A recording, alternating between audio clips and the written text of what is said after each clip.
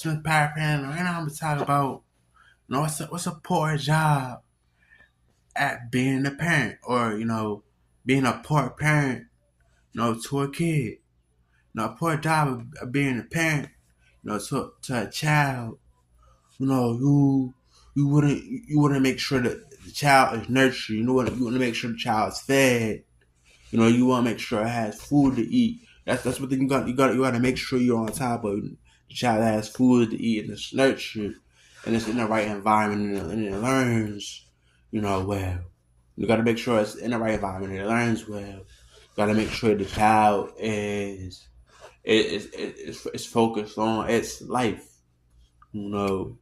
That's another thing. You gotta make sure your child is prepared. You gotta make sure your child is prepared and you know thinking the right way. You gotta make sure your child has everything for them to develop. And they make that an improvement. You gotta be there for your child.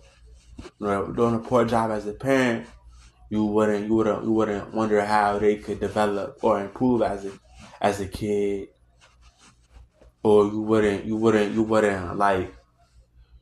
wonder how they could be wise in their situations when I've been when I've been pretty much how they grew up. You know what I'm saying, they grew up wise, and if they could do it without a parent, it's all because they were able to figure or fathom what was the right decision to make.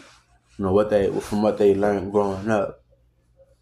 And add things up. Being calculative. What would be the realistic situation for this, and that. To be real. Someone not taking care of their kids. That's not gonna help you as a parent.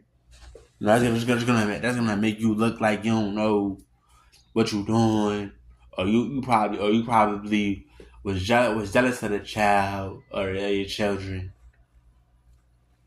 or you probably didn't really like feel as though you needed to have children. You know what I'm saying?